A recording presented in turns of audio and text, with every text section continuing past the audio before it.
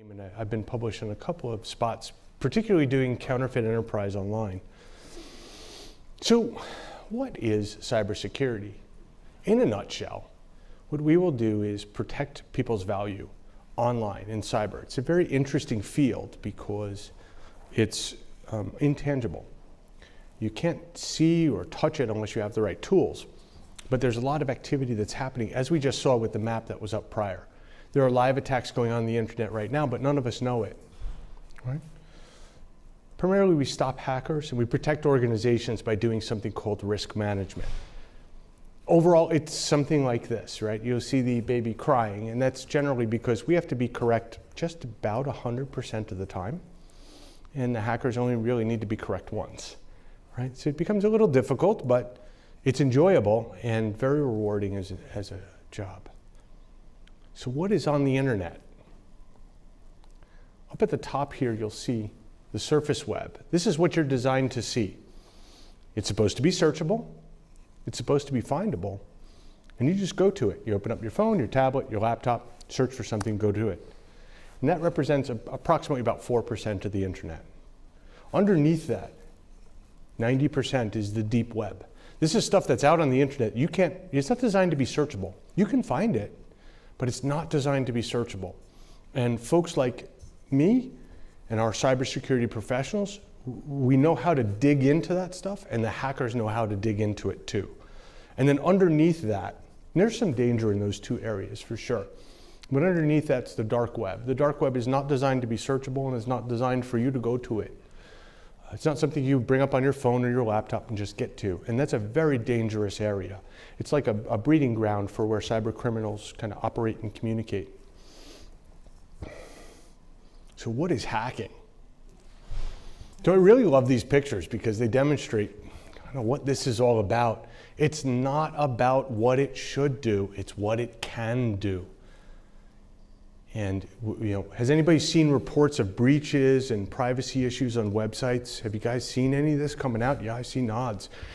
A lot of that is because cybersecurity is really growing as a mature industry, and people are becoming aware of how deep and challenging it is. And they had built a lot of things on the internet that were designed to do stuff, but they can do lots more. So let's demonstrate that. This is a drill. Yeah, I mean, okay, cybersecurity, I get that, but this is a drill. And this drill is designed to be purchased, and work in construction. However, it has a computer in it. They put a computer in it to control, the torque, etc. And this gentleman, I'm going to show you this video, and I hope we can hear it. I'll tell you what's in the video, just in case you can't. He reprogrammed this drill to sing the Imperial March. He hacked it. Right? He just downloaded the software, figured out how to do that, rewrote the software, and made it do something it wasn't supposed to do. Sir. All right, here we go. We're just going to pull the trigger down and hold it.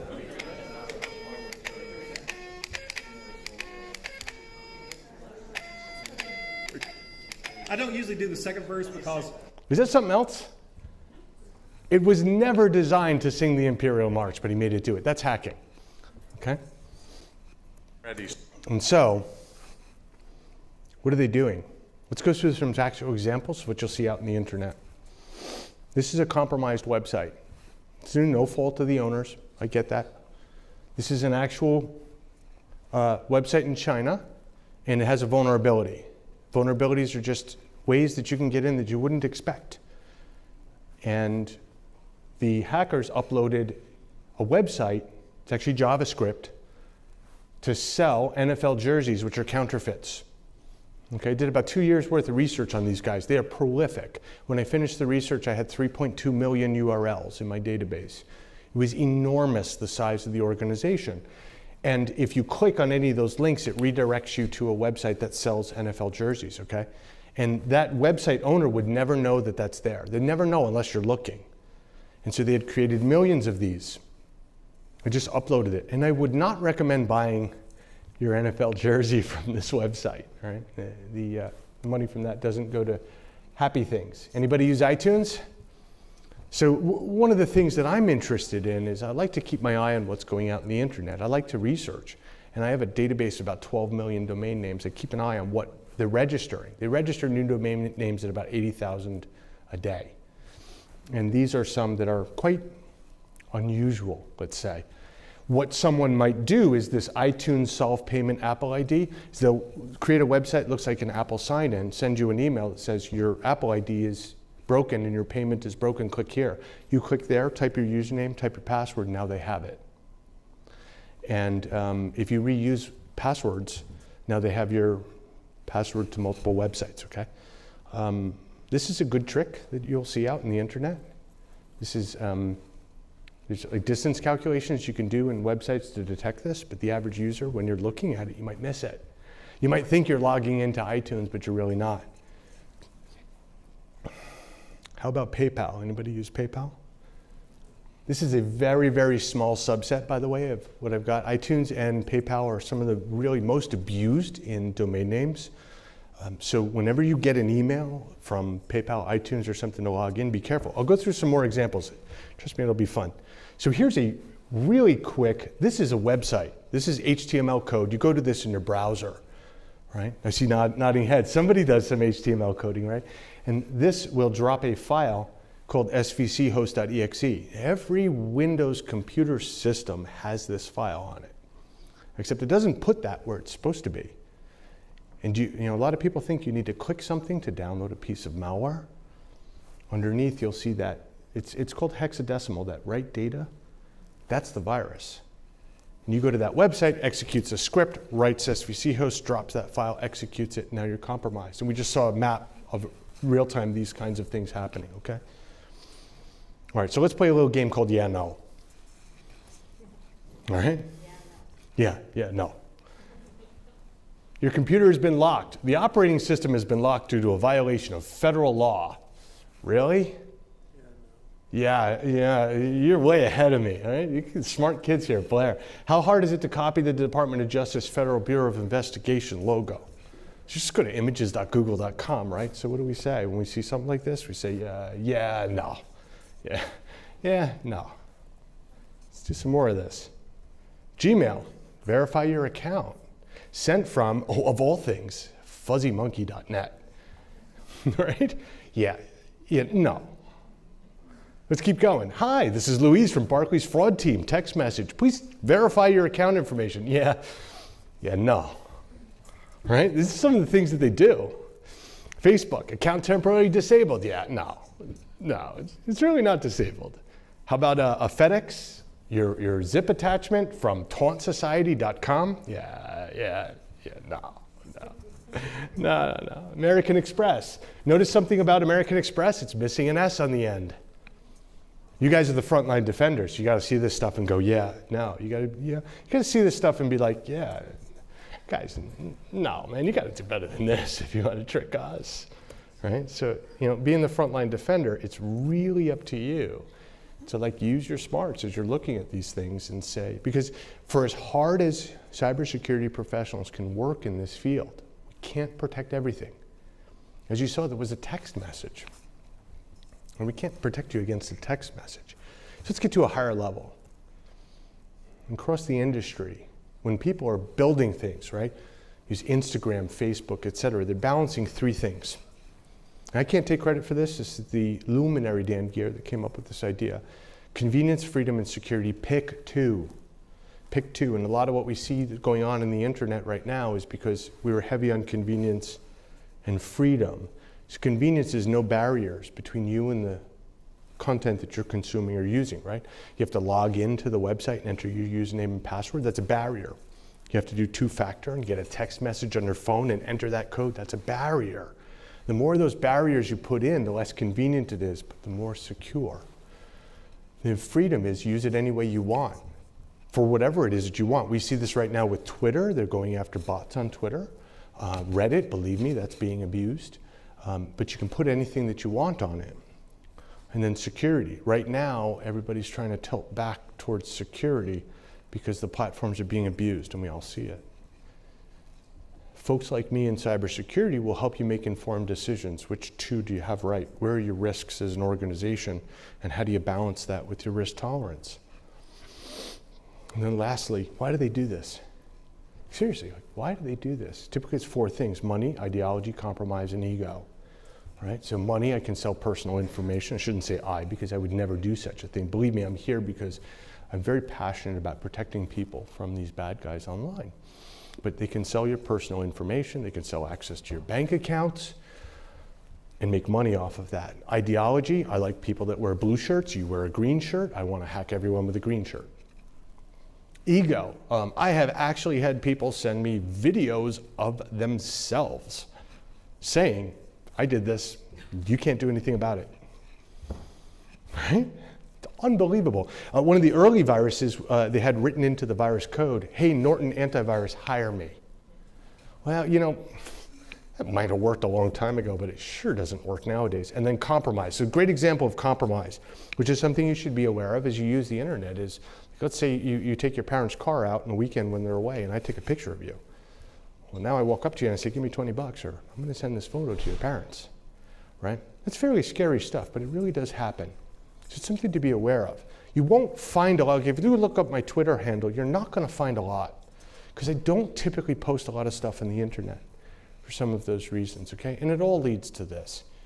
There's black hats, there's white hats. I'm a white hat. And we fight each other all day long. Very interesting stuff. So a couple quick FAQs. Yes, you all get new passwords. I've actually been through this scenario where I've had to reset every password in the entire enterprise. Should you change your password? Yes, you should. If they get a handle on a password, they have scripts that will do what's called credential stuffing. And they'll automatically log into like every website you can think of, and they'll give them a report what works and what doesn't. So change your password and try to use different passwords for different websites.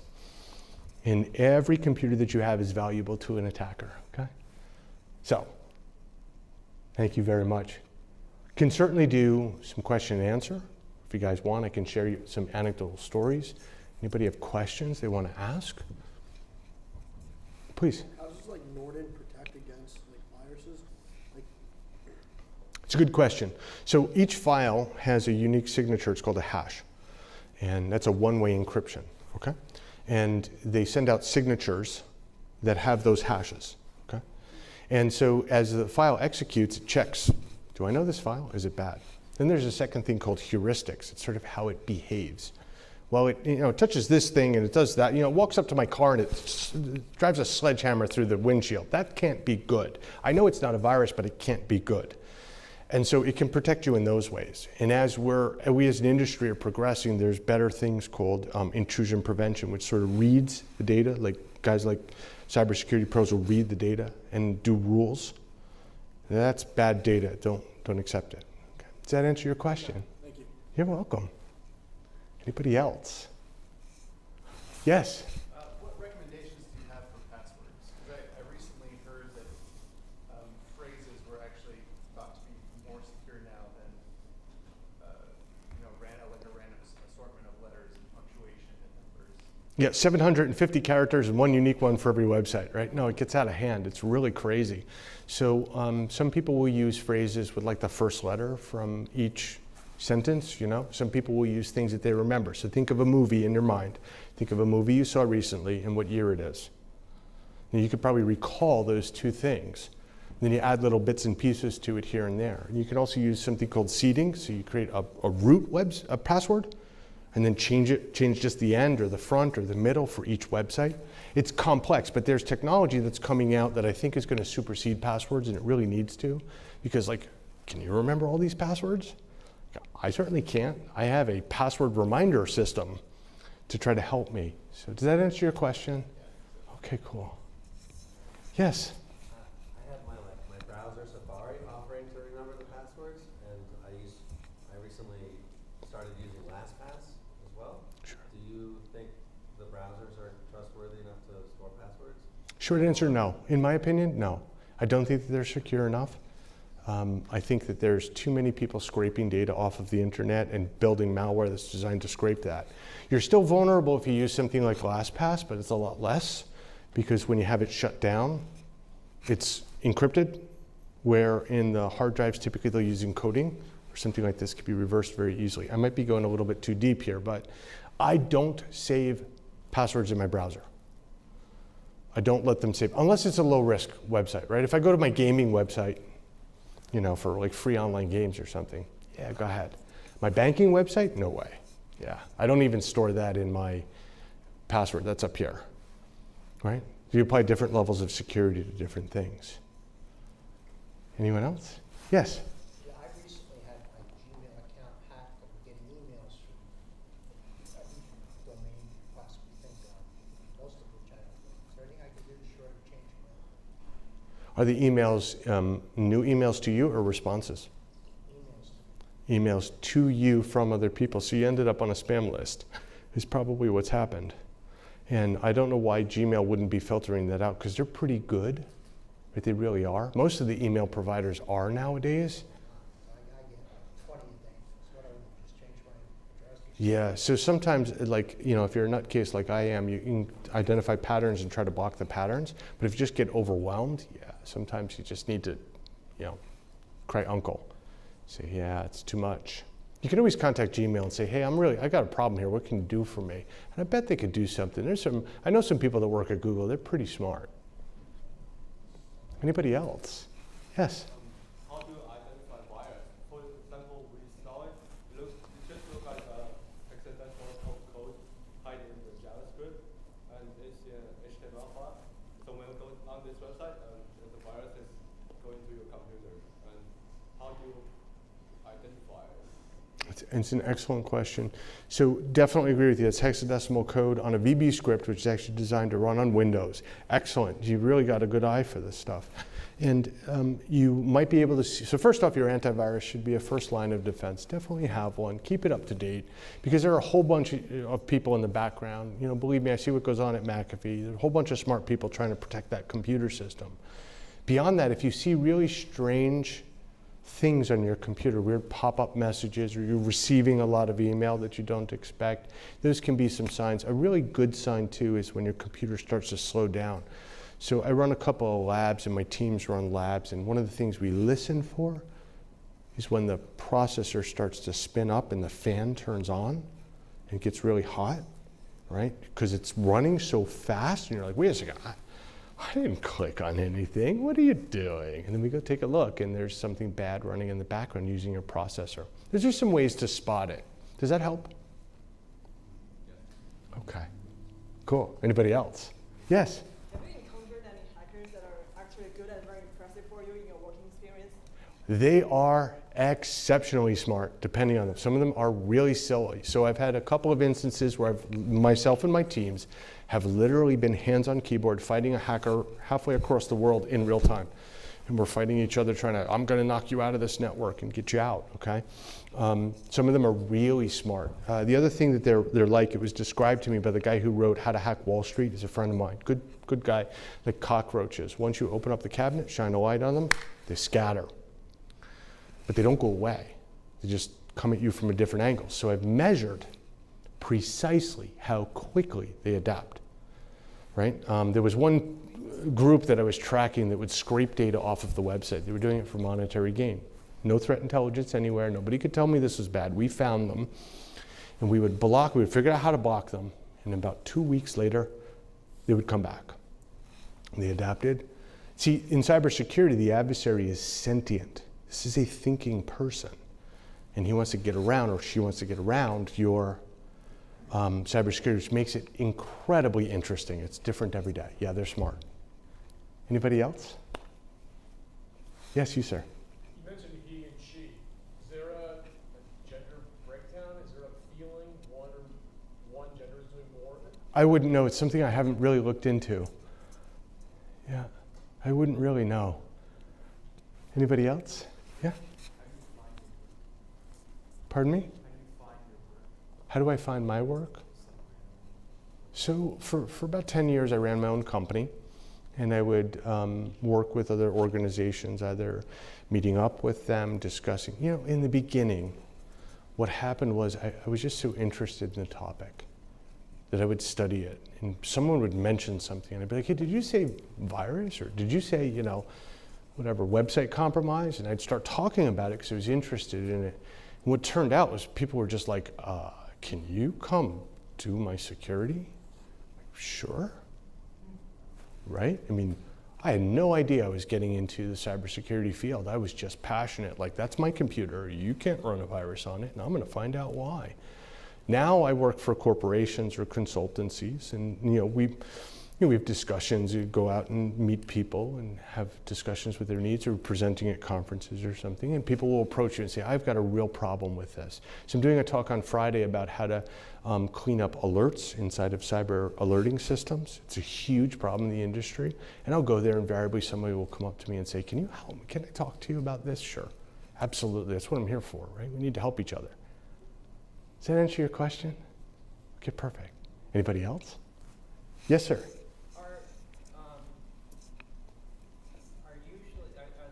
Any attacks that are discovered, do they quickly become law enforcement issues, or do you call in FBI, or I'm speculating that possibly companies, if there is an attack, they want to do a lot to not let others know, shareholders, boards, customers, and I imagine there's a time where they're obligated to alert people.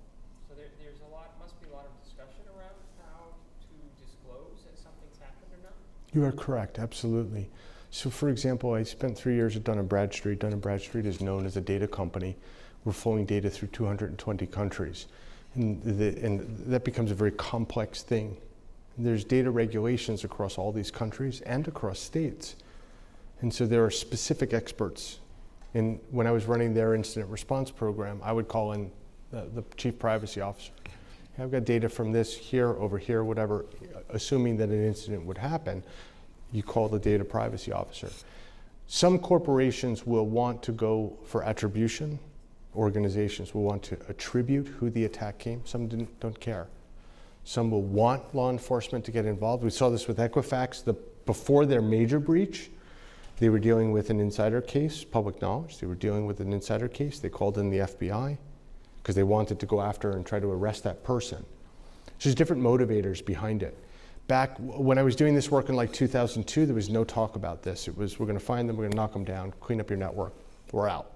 But now there's a lot of regulations behind requirements to disclose, and that depends on the state organization, the data elements that are involved. It's slightly complex, and I apologize. I hope I've approached your question. Also, recently there was some news stories, it happen all the time, where like a hospital was required to pay in Bitcoin, kind of a ransom, Yes. Yes. So their data wasn't destroyed. Correct. I mean, where does that classify? I mean, that became public knowledge, but I imagine that happens more often than what we would know from a news story. I'll put it to you this way. I surmise that it does. Yeah. And so they got hit with a ransomware attack. So what's that? People will write code that will encrypt all the data on your hard drive. And this is not the old days where encryption was like kind of interesting. Like, this is real encryption. And the chances that you can get it decrypted are very, very low. So if you're not protected inside your network, it spreads, like the hospitals, okay? It spread from computer to computer and encrypted that hard drive and this hard drive and this hard drive. All of a sudden, all your patient records, all your medical devices are all encrypted, and you're crippled. And I have faced this twice in my career. One was an extortion attempt. Pay us this Bitcoin, otherwise we'll encrypt all your stuff. And so, very challenging once they've encrypted it. It's very challenging. There are some organizations that will pay, and they do that for monetary gain. More and more they're doing it for monetary gain. Does that help answer your question? Okay, yeah. It's very serious stuff. I mean, eventually this is going to get kinetic, right? We saw that Saudi Aramco is kind of similar to that. The hospitals were a little bit more serious. Then you start getting into the power grid, it starts to become dangerous. One of my very good friends, Carrick Dooley, former VP of Foundstone, talks a lot about industrial control space and how it's very dangerous. Once you're controlling mechanical devices that can hurt people, it becomes much more serious.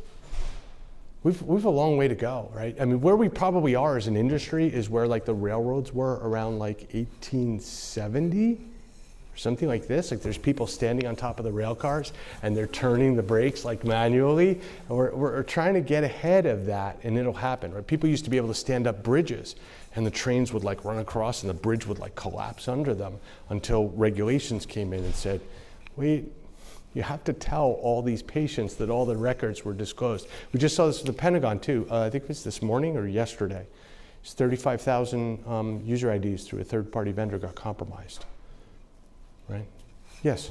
How much of this is American coming from inside our country? How much is international? And the international stuff, is it government sponsored or is it? So the government sponsoring thing is sort of a hairy topic. I don't spend a lot of my time doing attribution to governments. I try to identify actors and their abilities, because if I can knock them down, I don't really care where they came from. That's just my personal perspective. There are some, and McAfee tends to take that perspective in general, but I don't want to speak for them here. You will see other organizations like Mandiant tends to try to do attribution. How much of it is, it's coming from all over the place. I heard an excellent talk at an FSISEC by a former FBI agent, and he was liaison to Russia, former Soviet Union. And he had said that Russia has a real problem because they're highly technical, but they don't have a developed economy. And that's why we see a lot of stuff coming. I couldn't tell you if that's true. He's done a lot of studies on it. We do see a lot in China. And so like where I've done attribution of groups, I see a humongous attack pattern difference between what you see Eastern countries like China versus how Russian actors operate. It's humongous. You can totally see it. Then there are some that are occurring inside the United States, right? And there are people outside of the United States who try to show like they originate from the United States and vice versa. So attribution is a little hairy. Any other questions? Yes, sir. Could you maybe explain a little bit why hackers might be interested in a particular Facebook profile or accessing your information on Facebook, what they could do with that kind of information? Sure. So think of it like a step approach, right? I want to get into unnamed organization X, right? I go take a look at who the CEO is. Then the next thing is called recon. It's the recon phase. So I'll go to social media, I'll go to LinkedIn, figure out who all those users are, figure out who that person is, find their, whatever wife or significant other online, friend them on Facebook. Now I can see what they're doing. Then I send them an email and I say, hey, Mary was getting the car fixed and I had the same problem with my car. What's your phone number? I want to call you. Now I got your phone number. Next thing you know, I'm texting you. Next thing you know, I'm doing SIM hacking and I own your phone and I reset your password to Google and I'm on your Gmail. Then I Gmail the CEO and next thing you know, I own the organization. And this is kind of sort of what some of the hackers will do. It's about determination. So like, is that really a weird concept and kind of tinfoil hatty? Yeah, sure. But does that stuff happen? Yeah, it does. It can be terrifying. I'm up here smiling. I'm like, isn't that terrifying? It's a horrible idea, but I mean, this is the reality of it. And the more that you recognize and know that that's real, then the better protected you are against it when you see it. You're like, wait a second, this person, I'll give you a specific story, okay? I got a phone call. When I was running my business, I got a phone call and I picked it up and they said, oh, this is the New York State Office of Go Green Technology. We're actually calling to comply. Your business's compliance with such and such regulation, okay? It's not a sales call, nothing. Okay, all right, what do I need to do? She said, fax me a copy of your water bill. All right, so now my, spider sense is tingling, right? I'm using the force, and I'm like, this doesn't quite sound right. It's okay, what's your fax number? She gives it to me. I said, now tell me where your fax number is listed publicly. Where's your fax number on your website? Believe me, I busted a number of different scams just using this method. I said, okay, before I fax you anything, let me look up the phone number. Well, she got aggressive. If you don't do this within the next 5 minutes, the police are going to come and, fire and brimstone. They come out with, like, you have to do this right now. No, I really don't. Yeah, no. Yeah, no. How about no, right? So let's slow down. And turned out there was no such thing as the Office of Go Green Technology. Right? What could they do with my water bill? I don't know, but it doesn't sound good. Right? So there's some good examples. Anybody else? Questions? Yes, sir. Do you have any thoughts about the reported Russian hacking of elections in the U.S. and abroad? Yeah. Sure you want to hear this? Yes. Okay. So I was at the Last Hope in New York City where I saw, I think it was, if I recall, it was the University of Pennsylvania who absolutely tore the security of voting machines to shreds, which was very concerning. Where that stands right now, I don't really know. I think that there's been some updates. I don't have any empirical evidence to say that Russia's going in and changing elections, but I'm nowhere close to that subject.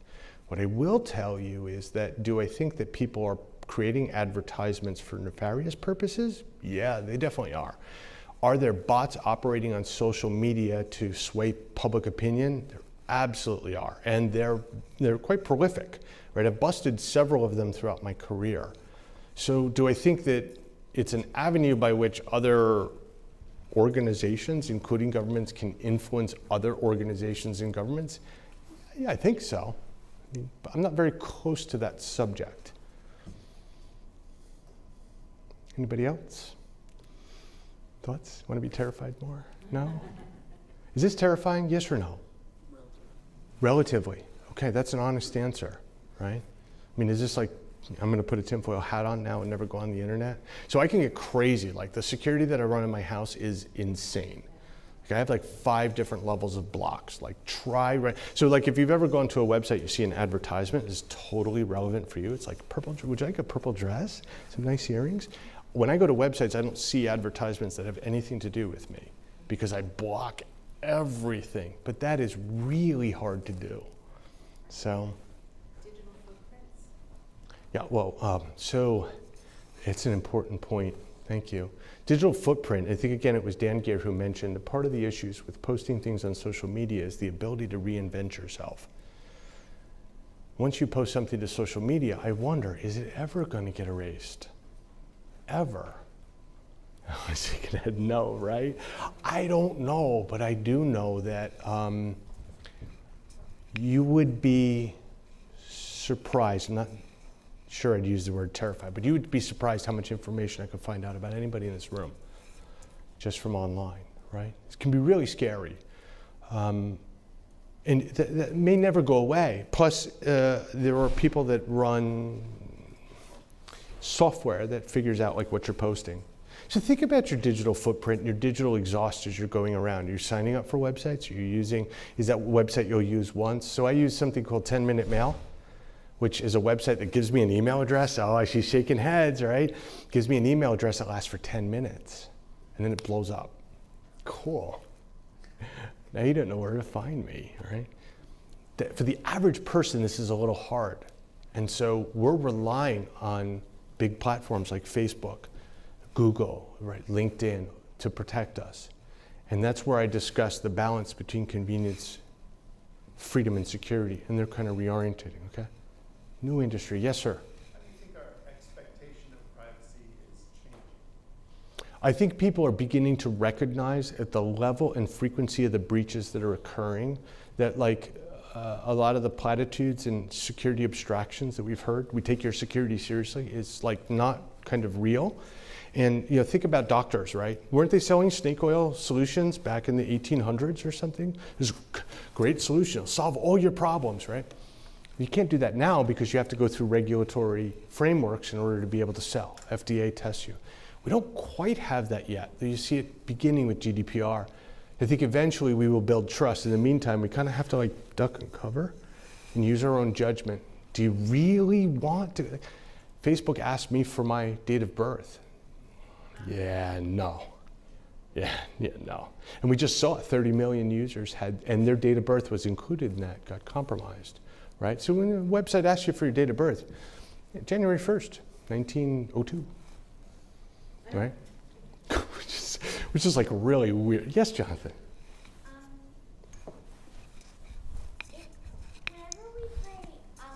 Whenever we want a new account on Animal Jam, we always do it we always do it like the day before, the month before, like the year before it. So nobody knows like our personal information and like just our personal information. That's an excellent technique, Jonathan. And what I like about it is that you can remember what it was because it's -1, -1, -1. You're abstracting the information so you could figure it out, but they sort of can't. I certainly saw this. I have 3 young children, and I saw this. They were going to some Roblox, I think was the website. I'm not trying to disparage them, right? They can ask anything they want. They were asking my 9-year-old daughter to enter her birth date. I wasn't quite comfortable with that. But you know, the only 2 pieces of information you need to identify somebody online, so I have heard, is zip code and date of birth. And that's kind of enough, right? So do you want to give it to them? Some people are like, yes, I want everything convenient. I want it all tied together. I accept the risk. I understand. Some people are, more, I'm very far on the other side of the spectrum. Like, we're gonna give you nothing, you get nothing, right? You all get nothing. Anybody else? Questions, thoughts, comments? Was this interesting to you? Frank, there's a question up there. Yes. So if I was an interested high school student in this career field, what would you recommend for classes or degrees or internships to look for after I graduate? If you were interested in this field? Yes. So there are a lot of universities now that are offering cybersecurity degrees, which is excellent. There's also, first off, SANS is an excellent training platform. SANS, S-A-N-S, is an excellent training platform. They offer certification courses. And you can also do things like CompTIA certification courses that will help you. Don't discount YouTube because there are a lot of really good resources on YouTube.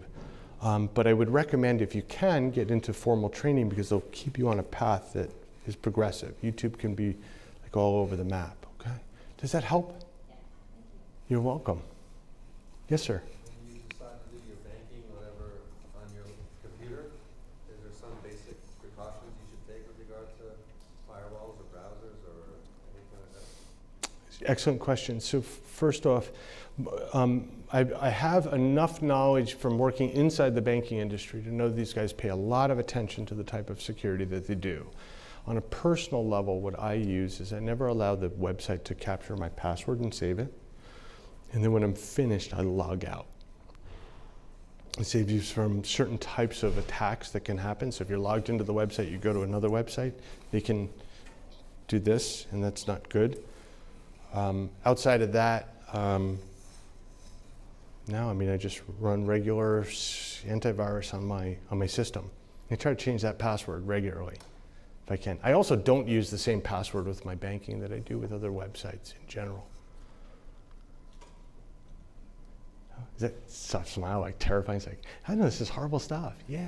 About how old were you when you got interested in this? Yeah, that's a good question. So I read, all right, I'm going to date myself, but don't hold me to it. I read the programming manual for a Commodore C64 end-to-end. I mean, what are you doing as a kid? I don't know. I read the programming manual, and I programmed it to sing the Star-Spangled Banner. And I used to write video games. I was just deeply interested in this topic. I had no idea I was going to do this for a living, none.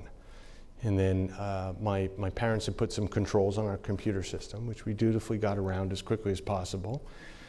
And then, in my early adulthood, I got a virus on my computer, and I was incensed. How dare you? How dare it's mine? This is my computer. You don't get to run something on my computer, and so I wanted to know everything about it, everything. And I stood up labs, and I attacked different things. And then eventually somebody had a conversation with me, and they're like, oh my gosh, could you please come work for me? I'm like, sure. Here I am like 20 years later. That's kind of how it materialized for me. What do you guys think about that drill? Was it something you'd ever thought you'd see? Having a drill sing to you? So the part that I couldn't get in the video is that it's got lights for how hard you push it. Well, he made it go back and forth like a Cylon, like the Cylon I or the kit car. He made it go back and forth. He just rewrote the program. Everything has a computer. And if it's got a computer on it, you need to secure it. Okay, anything else? Questions? Yeah? Thank you very much, Dr. Mo. Really appreciate it.